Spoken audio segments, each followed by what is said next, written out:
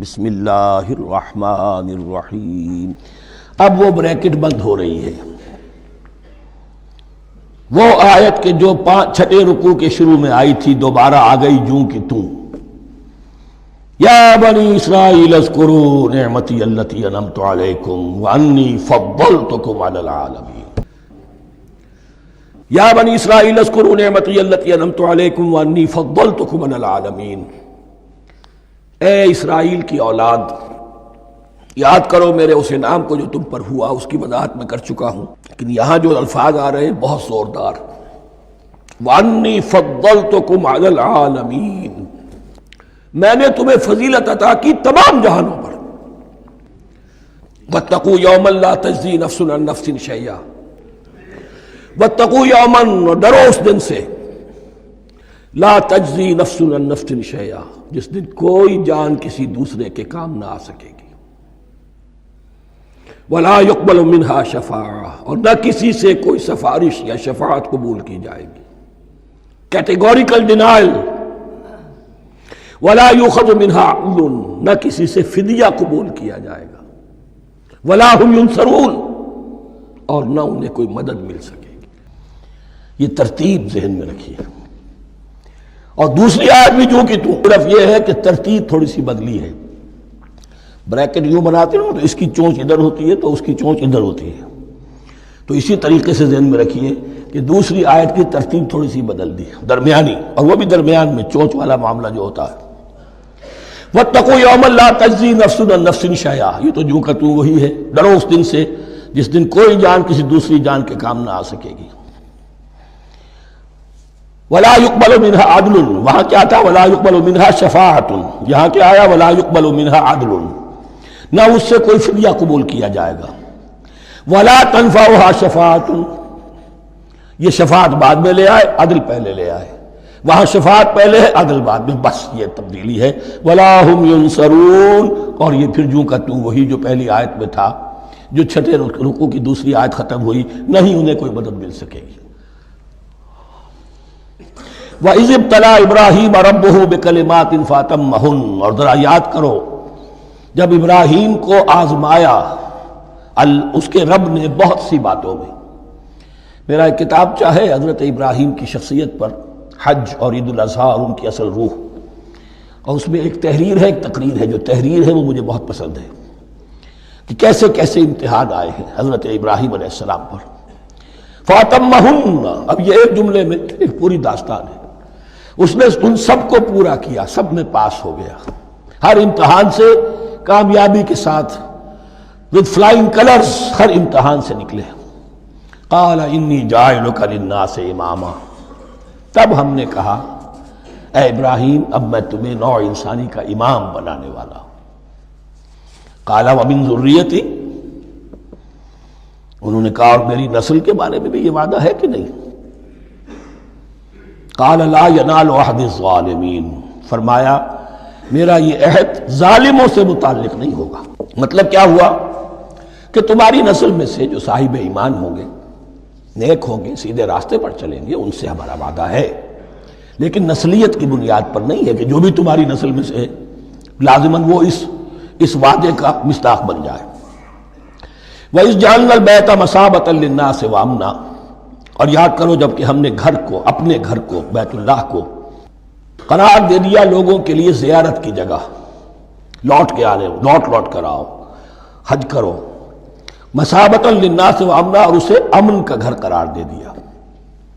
واتخذوا من مقام ابراہیم مصلی، اور ہم نے حکم دیا کہ مقام ابراہیم کو اپنی جائے نماز بنا لو، نماز پڑھنے کی جگہ بنا لو۔ وَعَهِدْنَا إِلَىٰ إِبْرَاهِيمَ وَإِسْمَاعِيلَ أَن طَهِّرَا بَيْتِيَ لِلطَّائِفِينَ وَالْعَاكِفِينَ وَالرُّكَّعِ السُّجُودِ، اور ہم نے عہد لے لیا تھا ابراہیم اور اسماعیل سے کہ تم دونوں ہمارے اس گھر کو، بیتیا میرے اس گھر کو پاک رکھو۔ اب یہ تطہیر بھی دونوں طرح کی ہوگی، ظاہری صفائی بھی ہو، گند نہ ہو، تاکہ ظاہر آئیں تو ان کے دلوں میں جو کدورت پیدا نہ ہو، کوفت نہ ہو، کھلی فضا ہو، صاف رکھو۔ اور تطہیر باطنی، وہاں توحید کا چرچا ہو، کوئی اور کفر اور شرک جو ہے وہ نہ آنے پائے۔ انطہرا بیتی للطائفین والعاکفین، طواف کرنے والوں کے لیے، اعتکاف کرنے والوں کے لیے، والرکع السجود، اور رکوع اور سجود کرنے والوں کے لیے۔ وَإِذْ قَالَ إِبْرَاهِيمُ رَبِّ اجْعَلْ هَٰذَا بَلَدًا آمِنًا وَارْزُقْ أَهْلَهُ مِنَ الثَّمَرَاتِ مَنْ آمَنَ مِنْهُمْ بِاللَّهِ وَالْيَوْمِ الْآخِرِ۔ اور یاد کرو جب کہ ابراہیم نے کہا تھا اے میرے پروردگار اس گھر کو امن کی جگہ بنا دے اور اس کے رہنے والوں، اس کے ہاں آباد ہونے والوں کو یعنی بنی اسماعیل کے لیے ان کو رزق عطا فرما، میووں کا اور پھلوں کا۔ من آمن منہم باللہ والیوم الآخر۔ اب یہاں حضرت ابراہیم خود رک گئے کہ میں اپنی ساری اولاد کے لیے یہ دعا نہ کروں، اس لیے کہ وہاں روک دیا گیا تھا لا ینال عہد الظالمین۔ تو جو بھی ان میں سے ایمان اور عمل صالح والے ہوں اور یوم آخر پر ایمان رکھتے ہوں، اجعل هذا البلد آمنا وارزق اهله من الثمرات من آمن منهم باللہ والیوم الآخر۔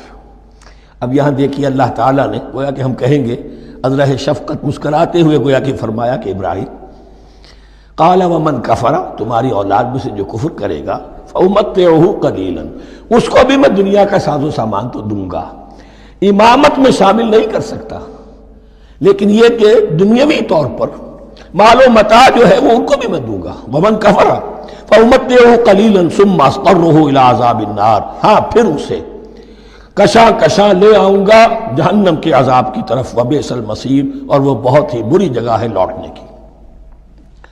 وَإِذْ يَرْفَعُ إِبْرَاهِيمُ الْقَوَاعِدَ مِنَ الْبَيْتِ وَإِسْمَاعِيلُ، اور یاد کرو جب کہ ابراہیم اٹھا رہے تھے ہمارے گھر کی بنیادوں کو، اور اسماعیل باپ بیٹا دونوں لگے ہوئے تھے۔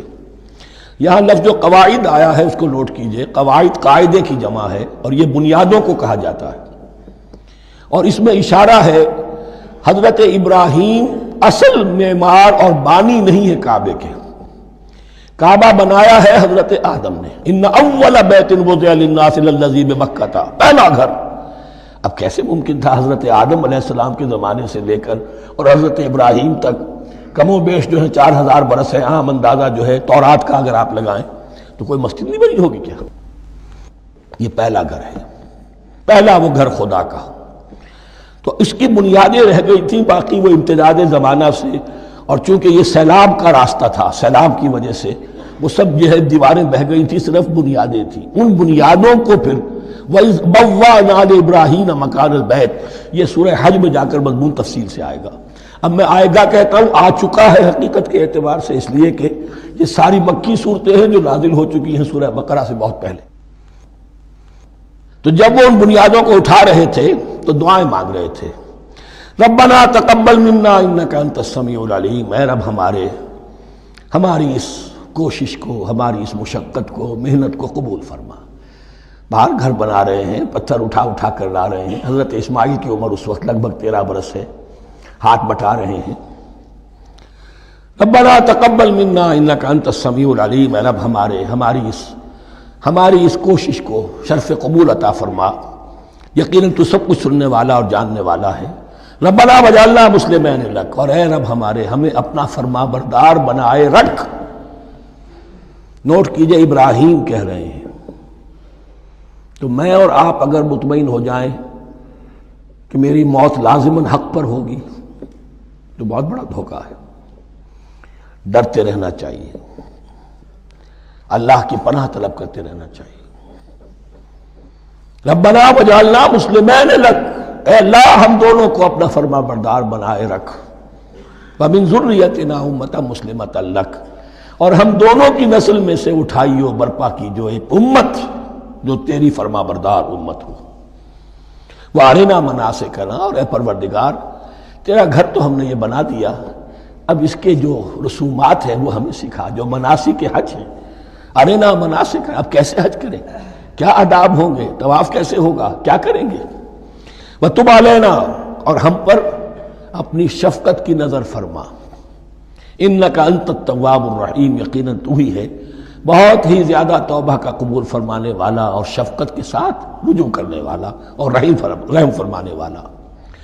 ربنا وبعث فیہم رسولا منہم، اور اے ہمارے پروردگار ہماری اس نسل میں، اب چونکہ ہماری نسل مراد ہے بنی اسماعیل، بنی اسرائیل اسماعیل کی نسل میں سے تو نہیں ہے نا، یہاں دونوں کی نسل سے مراد ہے تو وہ بنی اسماعیل۔ ہماری اس نسل میں اٹھائی ہو ایک رسول انہی میں سے، باہر کا نہ ہو، کوئی مغایرت کا اجنبیت کا پردہ حائل نہ ہو۔ وہ کیا کرے؟ یتلو علیہم آیات کا، تیری آیات ان کو پڑھ کر سنائے، وَيُعَلِّمُهُمُ الْكِتَابَ وَالْحِکْمَةَ، اور صرف سنائے نہیں، تعلیم دے انہیں کتاب اور حکمت کی۔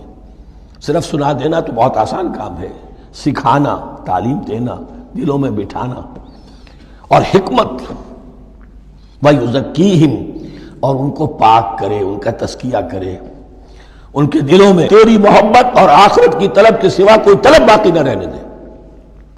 اِنَّكَ أَنْتَ الْعَزِيزُ الْحَكِيمُ، یقیناً پروردگار تو ہی ہے زبردست اور کمال حکمت والا۔